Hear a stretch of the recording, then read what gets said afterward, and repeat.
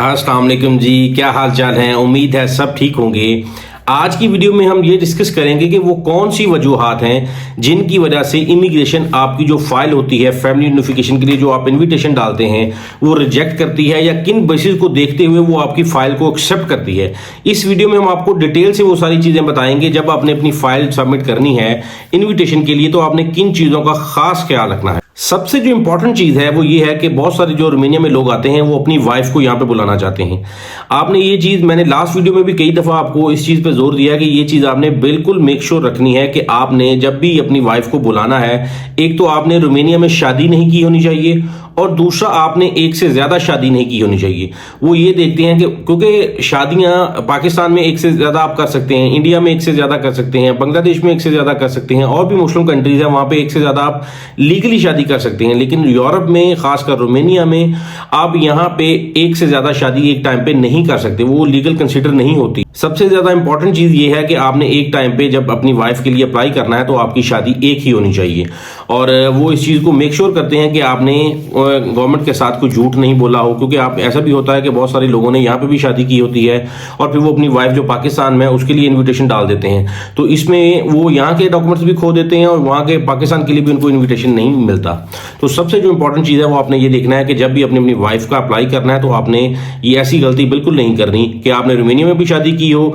और आप पाकिस्तान में भी शादीशुदा हो और वहां से अपनी वाइफ को यहाँ पे लाना चाहते हो। सेकंड में जो सबसे इंपॉर्टेंट चीज है वो आपकी स्पेस है। यानी आपने जब भी किसी को इनविटेशन पे बुलाना है, आप अपनी वाइफ को बुला सकते हैं, अपने बच्चों को बुला सकते हैं, अपने पेरेंट्स को बुला सकते हैं, अपनी वाइफ के पेरेंट्स को बुला सकते हैं। जब भी आपने इनविटेशन के लिए अपनी फाइल सबमिट करनी है, उसमें जो आपका रेजिडेंस हो गया, आपके पास घर है, अपार्टमेंट है, या जो भी आपके पास अवेलेबल प्लेस है जहां पे भी आप रहते हैं, उसमें इतनी स्पेस होनी चाहिए कि जो भी इन्विटेशन पर आ रहा है उसके लिए इनफ स्पेस हो। ये ना हो कि आपके पास एक रूम का अपार्टमेंट है, आप 3 लोगों को इन्विटेशन कर दें, क्योंकि आप एक रूम के अपार्टमेंट में एक ही बंदा रह सकता है या मैक्सिमम आपकी वाइफ साथ में रह सकती है। अगर कोई आपका फैमिली फ्रेंड आता है, आपके पेरेंट्स आते हैं, तो वो एक रूम के अंदर नहीं रह सकते। लिहाजा आपने ये मेक श्योर करना है कि जब भी आपने इन्विटेशन की फाइल डालनी है जो फैमिली यूनिफिकेशन के लिए, उसमें जितने लोगों के लिए इन्विटेशन डाल रहे हैं आपके घर में उतनी स्पेस होनी चाहिए जहां पे वो आके इजीली अकोमोडेट हो सके। इसके साथ ही एक थर्ड चीज आ जाती है कि आपने जिन लोगों को इन्वाइट करना है उनके लिविंग के लिए, उनकी अकोमोडेशन के लिए, उनके फूड के लिए, उनकी मेडिकल के लिए आपके पास इनफ सोर्सेज हों। यानी आप अपनी वाइफ को बुलाना चाह रहे हैं, अपने बच्चों को बुलाना चाह रहे हैं, अपने पेरेंट्स को बुलाना चाहते हैं, आप बेसिकली उसमें जो इन्विटेशन होता है उसमें ये कह रहे होते हैं कि जी इनके जो भी एक्सपेंडिचर्स हैं पाकिस्तान में, इंडिया में, या जिस कंट्री में भी आपके जो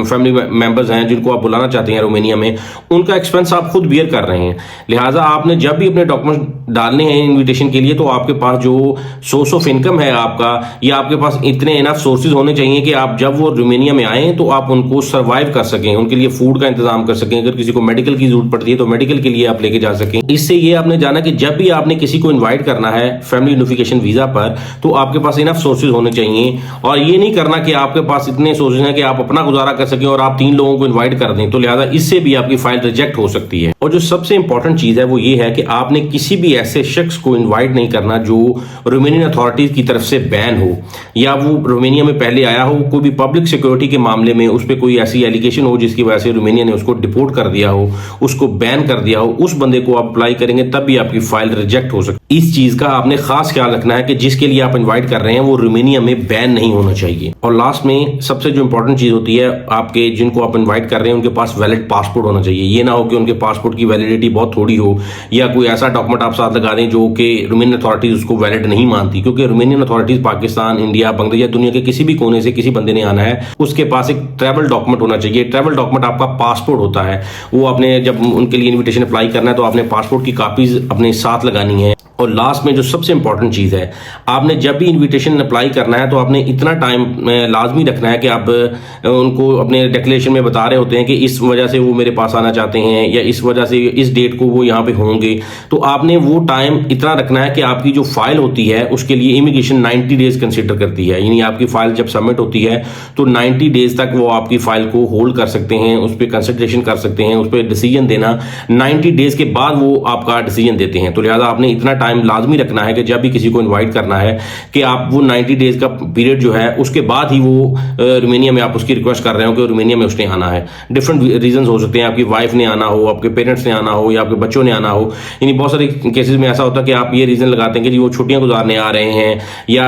कोई भी रीजन आप लगाना चाहते हैं, तो वो रीजन इस तरह लगानी है कि जो 90 डेज का टाइम है वो आप ये ना हो कि आपके जब आप कहते हैं जी कि वो यहाँ पे रोमानिया में होने चाहिए तो वो वैसे ही पास हो जाए प्रोसेसिंग टाइम में। तो आपने जब भी अपनी फाइल प्रोसेस करनी है तो आपने ये मेक श्योर करना है कि 90 डेज का टाइम आप इमिग्रेशन को दें। आप कोशिश करें कि 15 दिन और ज्यादा उसको यानी कि प्रोसेस में रख दें कि आप 90 डेज के बाद ही वो जब भी आपकी ट्रैवल डेट हो तो उसके बाद हो। तो आप इस वीडियो में आपने ये जाना कि वो कौन सी वजूहत हैं जिसकी वजह से आपकी फाइल एक्सेप्ट या रिजेक्ट करते हैं। जो सबसे इंपॉर्टेंट चीजें हैं वो ये हैं कि एक तो आपने जब भी किसी को इन्वाइट करना है तो आपके पास जो स्पेस होनी चाहिए जहां पे उन्होंने आके रहना है वो इनफ होनी चाहिए। सेकंड में जो आपके एक्सपेंडिचर्स होते हैं वो आपके पास इनफ होने चाहिए उनको यहाँ पे सस्टेन करने के लिए। और बाकी जो चीजें हैं कि यहाँ पे कोई बैन ना हो, वो तो एक नॉर्मल सी चीज है कि कोई रोमानिया अथॉरिटीज किसी को बैन कर देती है तो वो किसी भी वीजा पर नहीं आ सकता। वो फैमिली यूनिफिकेशन छोड़े, वो स्टडी या वर्क या फैमिली या वो बिजनेस वीजा, किसी भी वीजा पे नहीं आ सकता जिसको रोमानियन अथॉरिटीज ने बैन किया हो। तो लिहाजा आप बने रहे हमारे साथ वीडियो सीरीज में। अब हम आपको ये बताएंगे कि अभी आपने